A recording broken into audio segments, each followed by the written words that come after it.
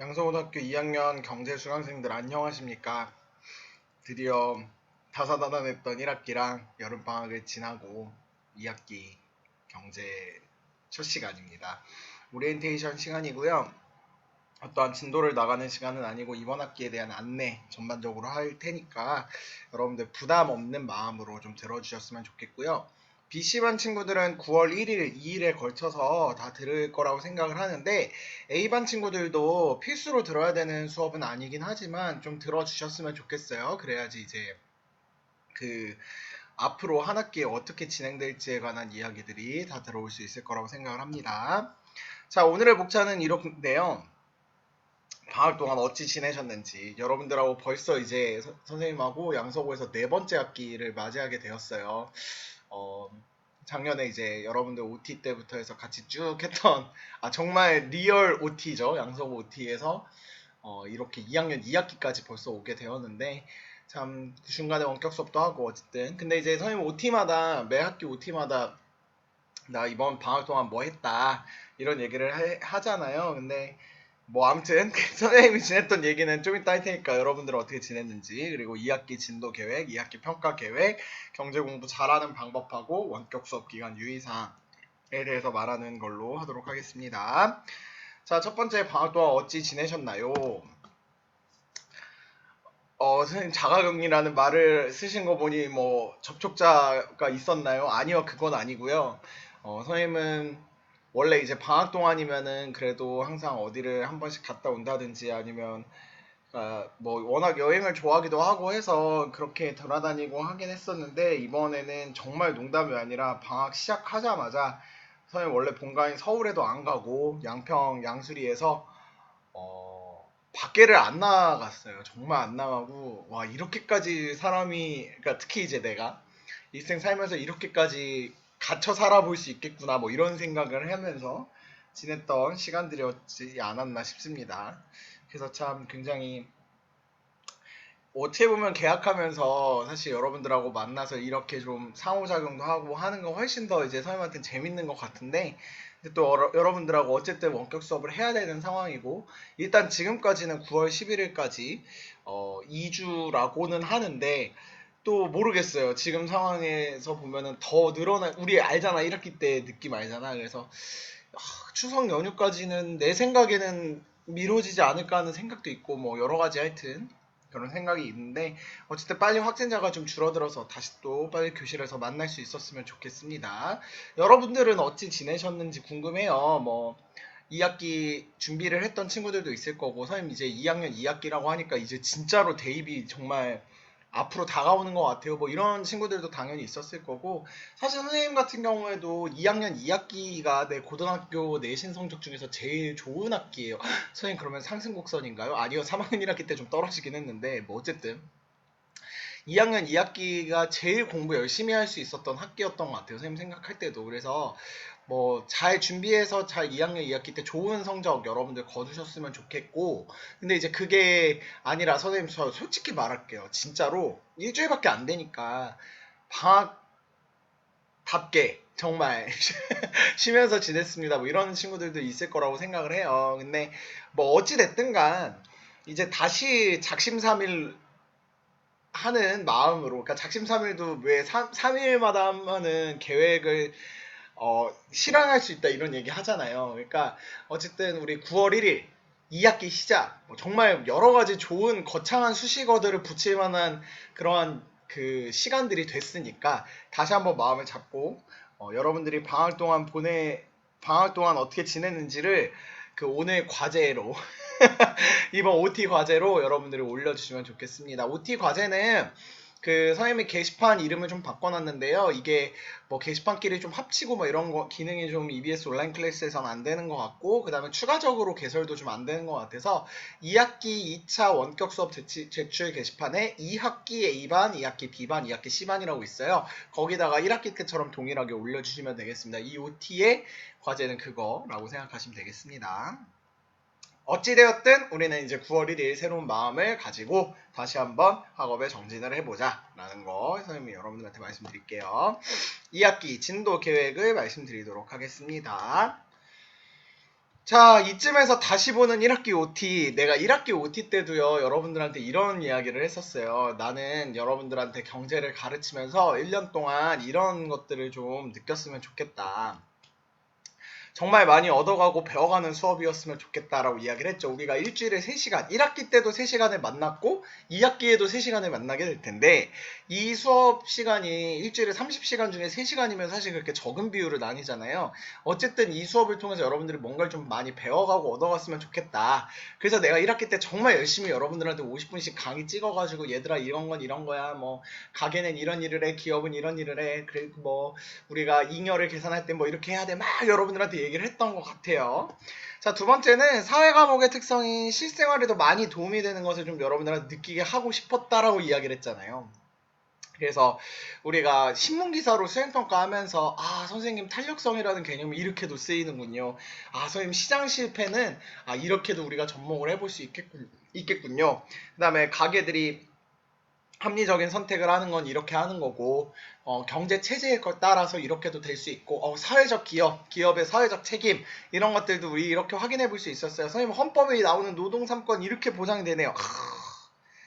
근데 여러분들 요즘 뉴스 보시면 2학기에 배우는 내용하고도 연결이 되어 있는 부분이 정말 많은데 뭐 요즘 한창 기사 중에 나오는 것 중에 왜 경제 성장률이 뭐 마이너스로 예측하고 있다 뭐 이런 얘기도 여러분들 들어보신 적 있을 거고 그 다음에 올해 뭐 GDP를 계산할 때는 이제 뭐 작년에 비해서 더 떨어질 거다 뭐 이런 얘기들. 근데 지금 내가 말한 이 두 개가 똑같은 개념이에요. 이제 한 달 지나고 나면 이게 무슨 소리인지 알 텐데 GDP가 떨어진다, 실질 GDP가 떨어진다라는 것이 경제 성장률의 하락이라는 말과 동의어거든요. 근데 이 말뜻이 이제 여러분들이 알게 될 거고 그 다음에 이제 뭐 우리 알잖아요. 환율이 급등했을 때 우리 사회 속에서 어떠한 영향들이 있더라. 뭐 환율이 올라가면 수출은 올라가는데 뭐 수입이 감소하게 되어서 뭐 국제 수지가 어떻게 되고 뭐 이런 얘기들 있죠. 이런 것들도 우리 이번 2학기 때 다 배우게 되는 내용들이다 생각하시면 되겠습니다. 선생님 기준금리가 내려갔대요. 뭐 0.25%라던데 그게 어떤 의미예요? 다 배우게 됩니다. 2학기 때.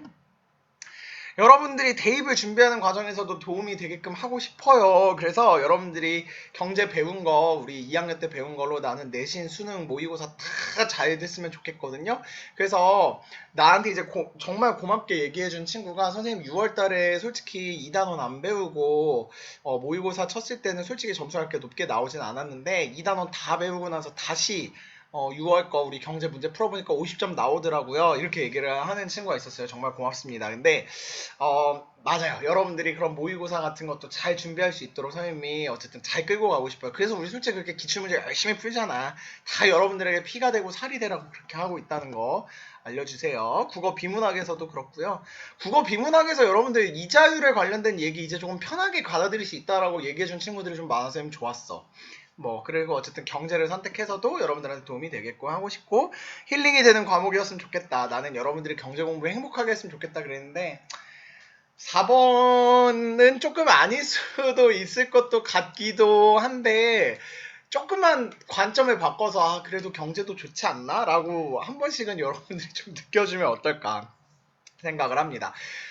내가 이건 진짜 하고 싶은 말이 선생님도 고등학교 때 나도 국영수 과목을 진짜 막 힘들다기보다는 재미가 없잖아. 우리가 솔직히 말하면. 그러니까 국영수는 진짜 매일매일 해야 되고 감이 중요한 과목이고 이거 다 알겠어. 근데 이걸 왜 이렇게까지 어차피 나도 고등학교 때 그런 생각했거든. 어차피 대학교 가면 전공들이 대부분 사회계열 아니면 과학계열일 텐데 왜 우리가 국영수를 이렇게 열심히 해야 되지라고 생각을 했었단 말이죠. 근데 대학 가보니까 이 국영수가 정말 기초 체력이더라고. 공부하는데 기초 체력이 돼서 공부를 하려면 일단 글을 읽어내야 되잖아. 그게 국어든 영어든. 그러니까 그런 기초 체력이 잘 되어 있고 그다음에 이과 쪽 공부들은 정말 수학이 기본 언어란 말이야. 수학으로 모든 거를 수식을 표현하고 막 이런 것들이 많으니까. 그러니까 국영수가 정말 기본 밑바탕이 되어야지 그 나머지 공부들을 할 수 있더라고. 근데 고등학교 과정에선 그러다 보니까 국영수가 중요할 수밖에 없지만 가끔 국영수 공부하다 보면은 차라리 탐구 공부하면서 좀 힐링 될 때 있지 않아요?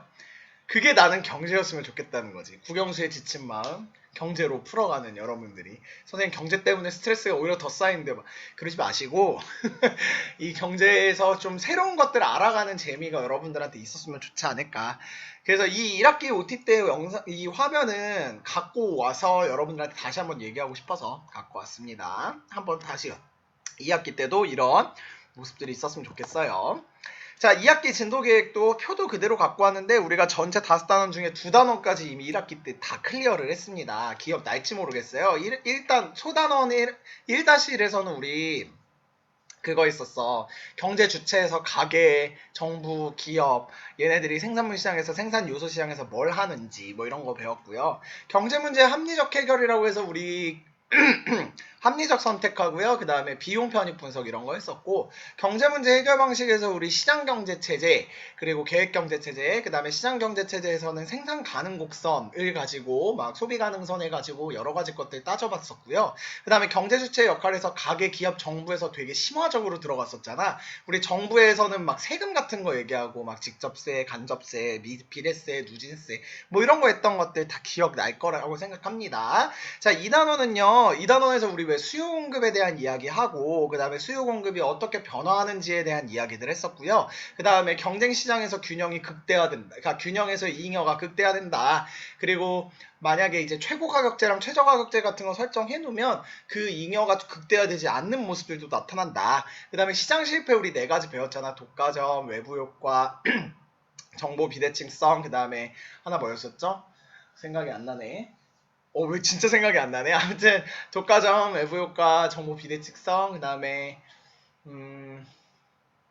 나 또 이런 거 나오면 또 굉장히 힘들어지는데. 어쨌든 나 1학기 OT 때도 이거 약간 헷갈려 했던 것 같은데 아무튼 그렇습니다. 그 다음에 정부가 개입을 하는데 정부가 개입해서도 실패하는 얘기들도 있었다는 거 여러분들이 생각이 나실 거예요. 그래서 1학기 때는 이제 우리가 미시경제 파트에 대해서 좀 중점적으로 다뤘다면 3단원에서는 거시경제, 그러니까 국가적인 측면에서의 그러니까 가계 기업에다가 정부까지 껴서 이 한 국가의 차원에서의 경제를 보는 거시경제 파트가 주가 될 거고요. 그 다음에 이제 국제경제 파트. 국제경제는 무역원리와 무역정책, 환율과 국제수지라 돼 있는데 단원에서 딱 얘기하다시피 딱 4가지 알면 돼.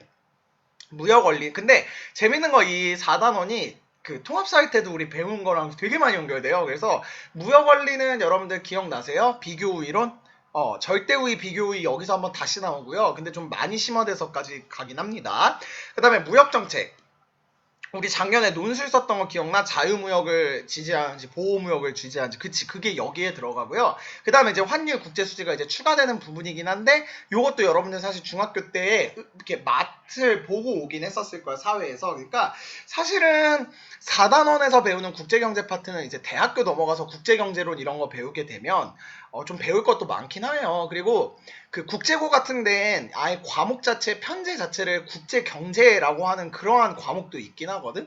근데 어쨌든 우리가 이 경제라는 과목 안에서의 국제경제는 중학교 때 그리고 고1 때 배웠던 것들이 기초 체력이 돼서 사실은 배우게 되기 때문에 여러분들이 완전 새롭게 접하는 그런 얘기는 없을 거라고 생각합니다. 그래서 요 4가지 무역원리, 무역정책, 환율, 국제수지 이 4가지에 대해서 배운다고 생각하시면 되겠고 그 다음에 5단원의 금융 파트도 여러분들 역시 통합사회에서 우리 배웠어요. 예금, 주식, 채권, 펀드, 보험, 연금 이런 것들 우리 배웠었고 그 다음에 생애주기에 따른 그 소득 소비 곡선이 어떻게 변화되는지에 대한 얘기들 있잖아. 그게 단데 거기다 이제 추가적으로 조금만 더 들어오는 거예요. 그래서 소단원들이 조금 5단원이 많긴 하지만 5단원은 아마 정말 금방 끝날 거고 선생님은 아마 5단원은 교과서로 진도를 안 나갈 수도 있어. 되게 프린트로 좀 요약하게 해서 빡 정리하고 넘어갈 수도 있는 그런 파트니까 여러분들 이렇게 사실상 3, 4단원이 많이 중요하구나. 5단원은 통합사회에서 배우는 내용이나 조금 더 심화되는 정도만 이렇게 준비하고 있구나라고 생각하시면 될 것 같아요. 그럼 2학기가 조금 더 그림이 그려질 것 같아요. 자, 우리 하나하나 좀 봅시다. 3단원 국가와 경제활동이고요. 국민경제의 주요 지표를 국민경제라는 게 우리 맨 처음에 배웠지만 가계기업 정부가 합쳐지는 거잖아. 이 국민경제가 주요 지표라는 것은 어떠한 것들을 숫자적으로 계산해서 딱 눈에 보이는 거란 말이야. 그래서 이제 우리 이 주요 지표들을 3단원에서 많이 배우게 보게 될 거예요. GDP, GNP, 뭐 1인당 GDP, 1인당 GNP 다 숫자로 이렇게 나오는 거지. 그 다음에 실업률, 물가 상승률, 경제 상승률 이렇게 경제 상승률이 몇 프로가 됐다라고 하면 옛날에 비해서 얼마큼 올라갔구나. 이런 것들을 활용해서 경제 상황을 총체적으로 파악하고 물가가 상승하고 있네? 그러면 경기가 과열되고 있구나. 뭐 이런 거 있잖아. 그 다음에 경제 순환. 이게 좋을 때도 있고 나쁠 때도 있는데 그렇게 경기 변동을 할 때 양상을 동태적으로 분석했다. 지금 올라가고 있는지 내려가고 있는지 뭐 이런 것들. 그 과정에서 국민 경제 안정과 성장을 위해 실업과 인플레이션 등이 발생하는 원인을 살펴보고 재정 통화 정책을 중심으로 그 대책을 이해한다라고 돼 있어요. 그래서 우리 소단원이 총 4개 있다 그랬잖아. 이 네 개에서 이 각각 좀 알아야 되는 그러한 용어들이 이거 교과서에서 다 나오는 거거든. 주요 살펴볼 용어들을 좀 보면은 국민 경제가 뭔지, 국민 경제 지표가 뭔지, 국민 소득이 뭔지, 국내 총생산이 뭔지, 국민 소득 3면 등가 법칙이 뭔지, 총수요가 뭔지, 총공급이 뭔지. 여기 대충 보면은 국내 총생산 뭐 말이 어려서 그렇지 사실 GDP예요. GDP 여러분들 중학교 때 배웠잖아. 그로스 도메스틱 프로덕트라고 해가지고 그 한 나라 안에서 일정 기간 동안에 생산된 최종 생산물의 시장 가치를 더하나 해가지고 여러분들이 엄청 정의도 열심히 외웠던 거일 텐데 그거예요. 그거. 그 다음에 총수요 총공급도 이게 말이 어려서 그렇지 미시경제의 수요 공급하고 똑같아. 그러니까 그 앞에서 배운 것들이 이렇게 참 영향을 주는구나 이렇게 생각하시면 되겠어. 맞아. 선생님 저 솔직히 말할게요. 저 1단원 진짜 열심히 했거든요. 근데 2단원 때요. 솔직히 내용이 좀 어렵기도 했고요. 문제 프린트도 넣어와서 좀 짜증도 났고요. 그리고 솔직하게 말할게요. 선생님 제가 이과라서 과학 같은 거 하느라고 좀 경제에 솔직히 소홀했던 건 사실입니다. 그러면 앞으로 경제 포기해야 되나요? 아니요. 아닙니다.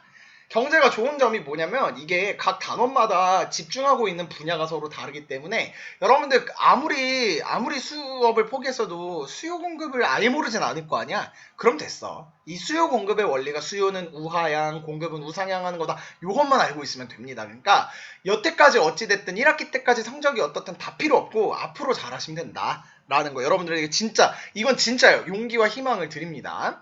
다음 2번 우리 2단원에서 배웠던 거 국민경제 성장과 발전처럼 경제성장 요인, 경제성장과 정부의 역할, 경제개발 5개년 계획, 외환위기, 세계금융위기. 외환위기는 우리 IMF 1997년에 우리나라에 왔던 거를 얘기하시면 되겠고 세계금융위기에는 2007년에 미국발 그 서브프라임 모기지 사태 라고 생각하시면 되겠어요. 그래서 우리나라가 경제가 어떻게 이렇게 성장이 되었고 그 과정 속에서 그러니까 경제사 파트라고 생각하면 돼. 이 경제가 우리나라에 어떻게 영향이 있었구나 라는 파트라고 생각하시면 되겠습니다.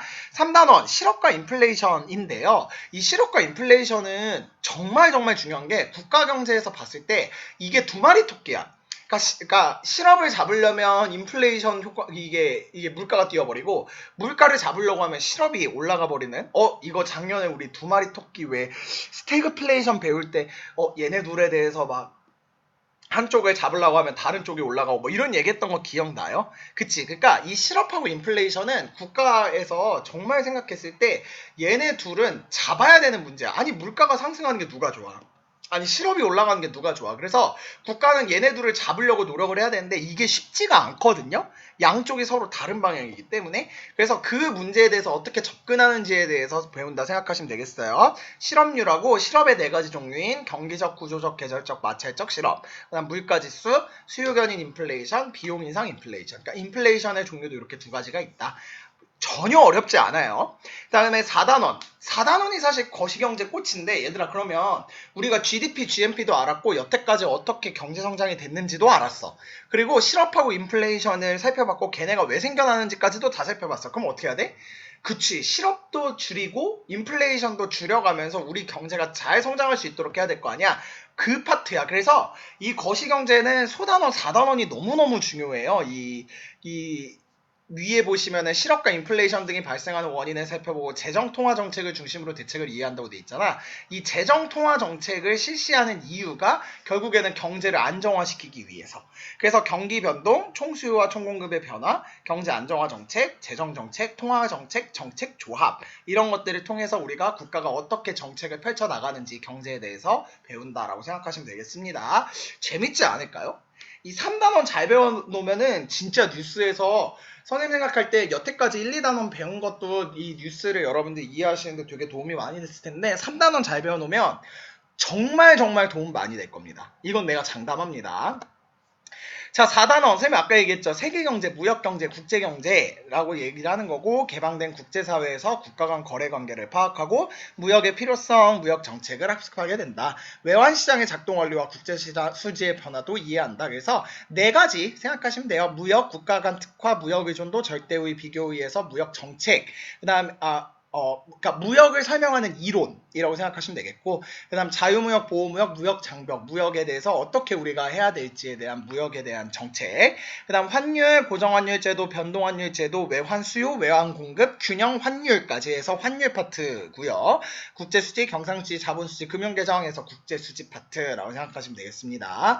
5단원 경제생활과 금융이고요. 개인은 이런 것들을 가지고 합리적인 계획을 세워야 되고요. 실제 사례 적용해 볼 거고, 신용의 활용 사례, 그 다음에 효율적으로 관리하는 방법, 다양한 금융상품의 특징, 자산관리 원칙, 미래 재무계획. 그래서 다 여러분들 좀 한 번씩은 본 거야. 금융시장, 금융기관. 금융시장 우리 왜 이자율로 거래하는 시장 있잖아요. 우리 2단원에서 배웠다시피. 수입, 지출, 저축과 투자, 신용, 자산관리 뭐 이런 것들에 대해서 쭉 배울 거고, 자산관리 원칙, 안전성, 수익성, 유동성, 금융상품, 예금, 주식, 채권, 보험, 연금, 생애주기, 소득, 소비, 곡선, 재무설계, 재무목표. 그렇게 막 어려운, 그러니까 금융도 사실은 이제 엄청 들어가기 시작하면은 사실은 금융 파트가 되게 어려워지긴 합니다. 그래서 사실은 여러분들 중에 경제 쪽으로 진로를 희망하는 친구들 중에 뭐 은행 쪽으로 가려고 하는 친구들 뭐 이렇게도 있을 수도 있지만, 사실 대부분의 친구들 음융이 뭐야?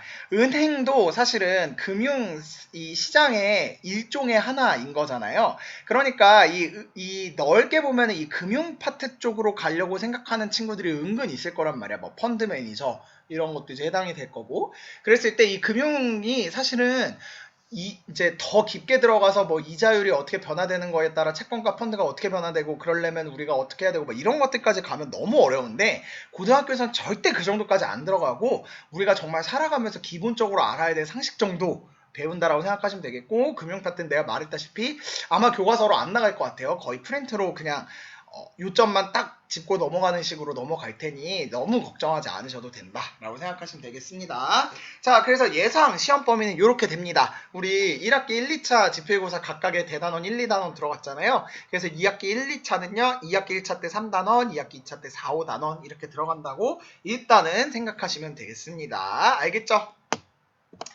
자, 여기서 한번 숨 한번 쫙 돌리고 옵시다.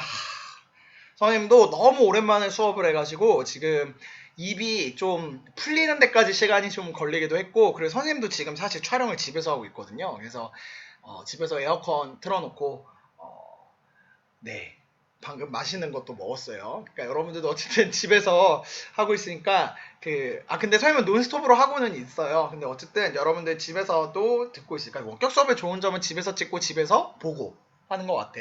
물론 선생님 지금 촬영하는 시점이 오전 7시 반이긴 한데 나 좀 이따가 바로 학교 가긴 할 겁니다. 오늘 개학날이라 또 이제 줌으로 조회하고 해야 되니까.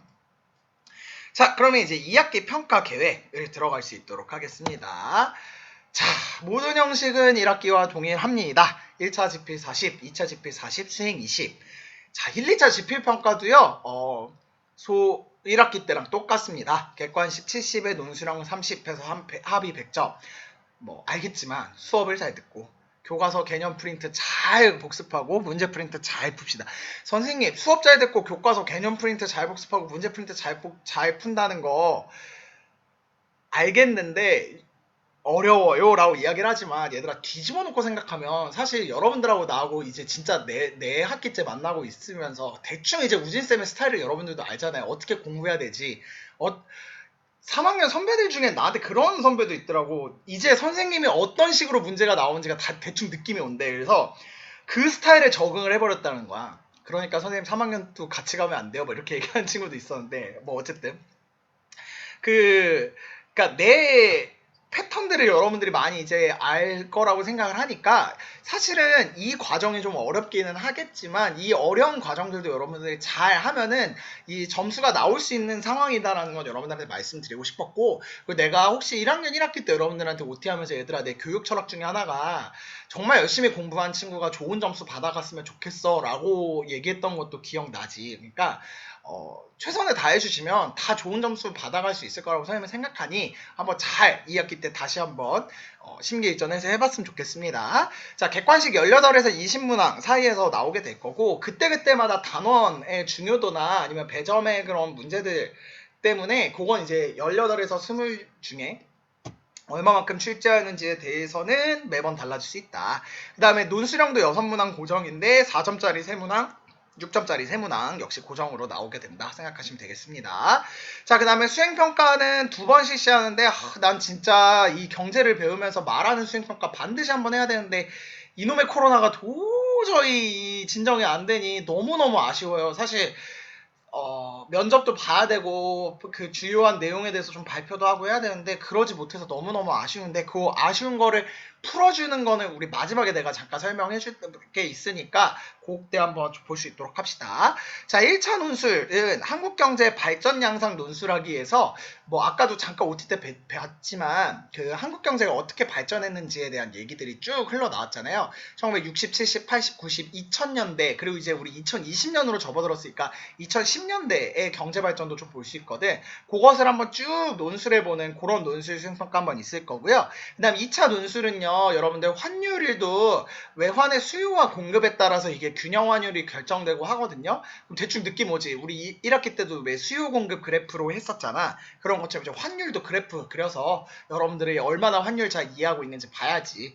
그리고 1년간 경제를 통해 배우고 느낀 점 쓰기라고 돼 있는데 이게 사실 여러분들 대입 준비하실 때요. 자기소개서 1번 문항이 동일하거든. 그러니까 자기소개서 1번 문항이 내가 고등학교 생활을 통해서 배우고 느낀 점을 서술하시오 뭐 이런 문항이란 말이야. 그러니까 이거를 여러분들 중에 이제 경제 쪽으로 지망하거나 어쨌든 인문사회계열 아니 넓게 생각해서 우리가 수시를 준비하는 그리고 대입을 준비하는 모든 친구들이 사실 자기가 배우고 느낀 점을 한번 되돌아볼 수 있고 그걸 정리해보는 것도 되게 중요한 거란 말이야. 아, 내가 경제를 배우기 전에 비해서 배우고 난 후에 얼마만큼 성장을 했나 이거를 이제 자기 스스로 볼 수 있는 거니까 이 배우고 느낀 점을 쓰는 것까지 해서 2차 논술 볼 거고요. 자세한 수행평가 공지는 또 수행평가 앞둔 시즌에 다시 할 테니까 그거에 맞춰서 여러분들이 잘 준비하시면 되겠습니다. 알겠죠?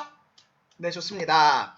자, 경제 공부 잘하는 방법 알려드릴게요. 근데 놀랍게도 다 1학기 때 얘기했다. 이 집에서 다시 보는 1학기 OT. 지표고사를 잘 치르는 방법. 교과서와 개념 프린트에 나온 개념 내용을 반드시 제대로 숙지할 것. 선생님이 나누어준 문제 프린트 반복해서 풀기. 선지 분석을 아주 꼼꼼하게 왜 맞았고 왜 틀렸는지에 대한 분석. 근데 얘들아 이 선지 분석 꼼꼼하게 해가지고 여러분들이 나한테 질문하는 거 너무너무 중요하다고 했잖아. 그래서 나 질문도 되게 많이 받고 싶고 했는데 기말고사 때는 내 생각보다 이렇게 질문이 안 들어온다고? 라고 생각을 했었을 정도로 좀 질문이 안 들어왔었어. 물론 여러분들끼리 토론하면서 이 토의하면서 좀 문제에 대해서 답을 고쳐 나가는 과정이 많았다는 얘기는 들었어요. 하지만 그러니까 선생님한테 질문한 양이 절대적이진 않겠지만 여러분들이 공부했던 패턴은 그대로 2학기 때까지 좀 가지고 가야 될 것 같아. 수행평가를 잘하는 방법은 논술문항에 대해서 선생님이 어떤 걸 물어볼지에 대해서 항상 먼저 오픈하잖아. 꼼꼼하게 준비해주고 논술문은 양이 많으면 많을수록 당연히 좋을 수밖에 없는 게 나는 이렇게 생각해. 왜냐하면 이렇기 때문이야. 보다 나는 이렇게 생각해. 왜냐면 첫 번째로 이러한 것들 때문이고 통계 자료를 봤을 때 이렇게 봐. 두 번째에 대해서는 이렇게 되고 이렇게 돼. 라고 이야기할 때 당연히 후자 쪽이 더 설득력이 있을 수밖에 없겠죠. 그러니까 양이 많으면 많을수록 좋다는 건 다시 말해서 준비를 많이 했다라는 이야기이기 때문에 준비를 잘할 수 있도록 해주시면 좋겠고요. 전반적으로 경제에 관심이 많은 것이 무엇보다 중요하겠지.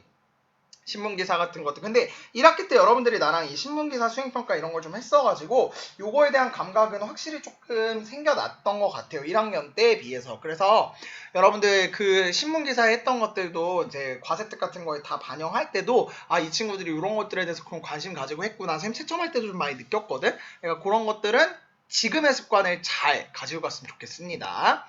자, 수능과 경제를 준비하기 위해서 다음과 같은 우리 이 중에서 어쨌든 수능 때까지 경제를 보겠다 하는 친구들 있잖아요. 2학년 1, 2학기 경제 내신 당연히 잘 챙겨야 되고 지금 2021년 나와 있는 수능 특강 수능 완성을 여러분들이 푸는 거는 사실상 그렇게 좋은 공부법은 아니에요. 내가 주는 것들만 잘 소화해도 2학년 잘 마무리하고 또 3학년 올라가서 굉장히 도움이 많이 받거든. 그러니까 일단 경제 내신 잘 챙기고 3학년 겨울방학 때 기출문제를 쭉 돌리고 이때 기출문제에 대해서 좀 집중적으로 선생님 이미 프린트해서 너무 많이 풀었는데요. 근데 또 다시 풀면 또 새로 배우는 것들이 있다? 그리고 이게 한번 쭉 보고 나서, 그러니까 우리가 1단원부터 5단원까지 한번 쭉 스트레이트로 본 다음에 다시 기출문제를 보면은, 아, 이게 이 관점이었구나가 또 느끼는 것들이 있단 말이야. 그러니까 그때 다시 기출문제 정리하고, 그 다음에 내년에 나온 수특수한 풀고, 그 다음에 6, 9월 모의고사 분석하고 뭐 이런 과정이거든. 그러니까 지금은 얘들아, 정말로 이 내신 공부만 잘해주면 된다. 라는 이야기 다시 한번 드립니다. 경제를 배우는 2학년 동안 다음 팁사항을 꼭 실천해주세요. 작년 경제 대신에서 우수한 성적을 받은 선배를 옆에서 지켜본 선생님의 정리이기도 하고요. 1학기 때 여러분들의 모습이 있거든요. 할 겁니다. 배운 경제 개념 당일 복습. 아니 나한테 소감문 써준 친구들, 소감문 여러분들 그 8월 18일 19일 수업 1학기 마지막 수업에서 소감문 내가 선택으로 제출하라고 했었잖아.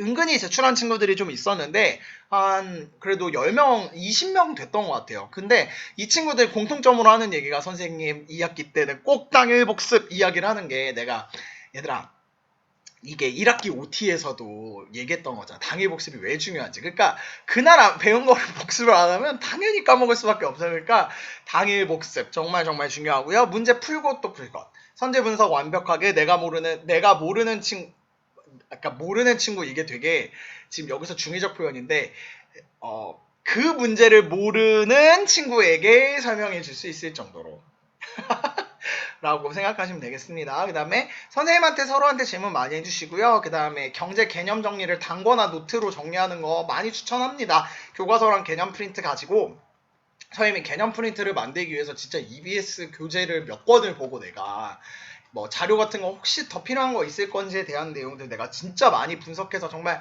사실 개념 프린트 정말 피고름 짜면서 만든 거거든요. 나한테는. 그러니까 여러분들이 교과서랑 개념 프린트 보고 여러분들의 손으로 개념서를 쭉 정리를 하시면 그거 자체가 정말 수능 대비할 때 도움이 많이 되는 공책이 될 거란 말이야. 그러니까 경제 개념 정리 단거나 개인적으로는 수능 준비할 친구들이면 조금 권하는 모습이다 생각하시면 되겠습니다.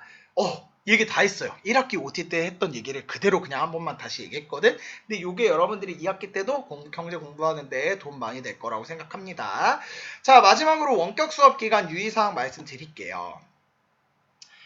우리가 9월 1일 화요일 날에 개학을 하는 바람에 A반은 우리가 일단 만약에 9월 11일 금요일 날 등교를 한다고 하면 A반은 3시간을 듣고 오고 B씨반은 6시간을 진행해야 되는 이런 차이가 있어요. 그래서 내가 이거 어떻게 해야 되나 라고 생각을 하는데 너무 차이가 심해지는 건 어쩔 수가 없거든. 왜냐면 그렇게 되면 사실 등교에서도 이게 일주일이나 차이가 나버리니까. 그래서 어쩔 수 없이 9월 1일, 9월 2일은 이 오리엔테이션이 첫 번째 시간, 그리고 내가 경제 다큐, 우리 거시경제랑 국제경제랑 이 금융 파트 에 관련된 경제 다큐 2가지를 올릴 테니 과제로 평가할게요. 그래서 여러분들 아까 내가 말했잖아. 방학 동안 어떻게 지냈는지. 그리고 추가적으로 여러분들의 어떠한 내가 2학기 때 어떻게 경제를 공부를 해야겠다. 뭐 이런 것들에 대한 얘기들. 하여튼 해줄 수 있는 말. 그리고 경제 다큐 2개 보고의 느낀 점 2가지를 BC반 친구들 출석 체크를 할 테니 소감문을 좀 올려줄 수 있도록 하고요. 그 다음에 A반 친구들한테 내가 좀 부탁하는 거 사실은, 그러니까 정규 수업은 다음 주 9월 7, 8, 9부터는 50분씩 진도 나갈 거예요. 내가 영상 다 찍어가지고. 그래서 그거는 이제 진도율로 체크를 하게 될 텐데, A반 친구들 이게 필수 수업은 아니라고는 하지만 OT랑 그 다음에 경제 다큐들 좀 봐줬으면 좋겠어요. 조금만 시간 내주셔서, 물론 내가 이렇게 얘기하는 게 너무, 나도 미안하긴 한데, 근데 나 사실 마음 같아서는 오늘부터 바로 50분씩 수업 찍으면서 가고 싶었거든. 근데 그거 내가 참았으니까 여러분들이 이 OT랑 경제 다큐 그 8월 17, 18, 19 때 수업 들은 거 있잖아. 소감문하고 왜 다큐 보는 거. 그것도 좀 해줬으면 좋겠어요. 그게 여러분들한테 좀 도움이 되는 거거든.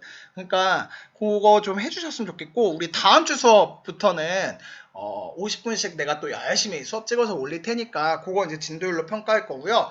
그 다음에 만약에 그 뒤로부터 또 원격 수업이 좀 진행되는 부분이 있다라고 한다면 내가 그때그때마다 공지해줄게. 과제로 체크를 하는지 아니면 진도율로 체크를 하는지. 그래서 일단 요 OT 수업 주간은 과제로 체크하니까 과제 게시판에 올려주시고요.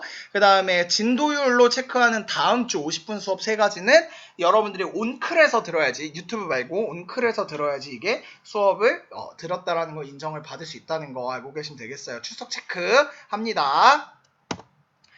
자, 이제 기타 공지사항인데요. 선생님에게 실수를 알려주세요. 경제로 수능 선택하는 학생들 소감문에서 좀 얘기해 주셨으면 좋겠습니다. 왜냐면 이제 나도 경제를 선택하는 친구들이 물론 2학기 때 공부하면서 마음을 바뀌겠지. 경제를 선택하는 쪽으로 바뀌었으면 좋겠네요. 근데 어쨌든 경제로 수능 선택하는 친구들 같은 경우에 이제 이 겨울방학 때 뭐 보충 수업 개설하는 문제도 있고 뭐 이러니까 어쨌든 슬슬 선생님한테 좀 입지를 줘. 선생님 저 경제 아무래도 할 것 같아요. 이렇게 하는 친구들. 그 다음에 1학기 경제 독서 알다시피 마감되었고요. 과세특은 여러분들이 수행평가 일단 우리 했었잖아. 그 그래프도. 그리고 뭐 이런 것들. 그래서 알죠? 우진쌤 생기부는 열심히 써드리는 거. 그래서 제가 열심히 써드릴 테니 그렇게 해주시면 되겠고. 자, 그 다음에 제일 중요한 거 경제 교과 심화 역량 프로그램. 우리 작년에 왜 교과 연구 프로그램 했던 거 있잖아요. 그거 이제 이름이 좀 바뀌었는데 이 교과 심화 역량 프로그램에 혹시 참여하고 싶은 친구들. 그러니까 내가 이 경제를 배운 여러 가지. 근데 내가 이걸 일부러 1학기 때 안 꺼낸 이유가 뭐냐면 1학기 때는 그래도 미시경제 파트까지는 배워야지. 아, 경제라는 과목이 이런 거구나. 그리고 어떤 걸 내가 학습할 수 있겠구나. 뭐 이런 거를 좀 봐야 되니까. 그래서 네, 1학기 때는 얘기 안 했는데 어쨌든 교과 심화 역량 프로그램에 참여하고 싶은 친구들이 있을 거란 말이야. 그래서 한 학기 동안, 그러니까 1년 동안이죠. 1년 동안 배우는 내용 중에 자신이 좀 이거에 대해서 심화적으로 탐구해서 보고서 형식으로 좀 탐구해보고 싶은 친구들 적극 환영하니 선생님한테 좀 이렇게 언제 좀 주세요. 그래서 아마 이런 순으로 2학기 동안 진행이 될 것 같아. 이따 주제가 선정이 되면 선생님한테 얘기를 해주면 같이 이제 이렇게 하는 거야. 대학원에서 논문 쓸 때 교수님을 컨택해서 이 교수님과 내가 선택한 이 주제에 대해서 이렇게 디벨롭을 해간다라고 이야기를 하고 발전시켜 간다고 얘기를 하는데 그 과정까지는 아니겠지만 그거랑 비슷하다고 생각하면 돼요. 여러분들이 주제 선택해서 나한테 알려주면 이거 괜찮네. 한번 계속 해봅시다 라고 하면 이제 여러분들이 도서 논문 참고해서 어떠한 뭐 보고서 같은 것들을 작성해서 얘기를 하는데 선생님은 그 단순하게 그냥 과세특 형식으로 1500자 해가지고 왜 500자? 뭐 이렇게 해가지고 딱 이런 거 했음 이렇게 정리하는 거 나 개인적으로 되게 안 좋아하거든? 여러분들이 그걸 정확하게 했는지에 대한 증거가 안 되니까 내 생각에는 나는 그래서 이 경제 관련해서 교과 심화 역량 프로그램 참여하고 싶다 하는 친구들은요 선생님이 발표를 시키거나 학년 말에 아니면 나랑 1대1로 면접을 해서 자기가 했던 그 보고서랑 이런 거 주제에 대해서 나하고 얘기하는 시간을 가지게 될 겁니다. 그래서 그것까지 하면 오케이 인정이라고 생각하시면 되겠습니다. 그래서 혹시 요거 참여하고 싶은 친구들 있으면 역시 선생님한테 얘기해 주시면 되겠습니다. 알겠죠? 자, 그래서 OT 50분보다 약간 짧았는지 길었는지 모르겠지만 어쨌든 열심히 선생님이 한 학기에 대해서 또 그림을 그려봤습니다. 어쨌든 우리 2학기 때는 거시경제, 국제경제, 금융 이렇게 배운다고 생각하시면 되겠고 1학기랑 상관없이 2학기 때는 또 2학기 나름대로 열심히 하면 된다라는 얘기도 여러분들한테 드립니다. 그래서 다음 주부터는 다시 한 교시마다 50분씩 알차게 준비해서 선생님이 또 가져올 테니까요. 여러분들 잘 해주셨으면 좋겠습니다. 자, 오늘 수업 방학 동안 뭐 했는지 플러스 경제 어떻게 할 것인지에 대한 자신의 그런 소감 같은 거 여러분들 남겨주시고 다큐 2개 보시고 소감문 남겨주실 수 있도록 하시면 되겠습니다. 알겠죠? 자, 그러면 우리 2학기가 시작이 되었습니다. 좋든 싫든 어쨌든 시작이 되었으니 한번 열심히 최선을 다해서 한 학기 학업을 잘 이어갔으면 좋겠습니다. 무슨 일 있으면 선생님한테 메일로 보내주시고 상담 뭐 다 괜찮으니까 선생님하고 이미 이메일로 상담한 친구도 있어. 어떻게 공부하면 좋을까 선생님? 수시, 정시 어떻게 준비하면 좋을까? 뭐 이런 것들 이메일로 상담하고 싶은 친구들은 언제든지 선생님한테 얘기해 주시면 좋겠습니다. 자, 그러면 우리는 열심히 또 공부하시다가 등교하고서 뵐 수 있도록 하겠습니다. 수고 많으셨습니다.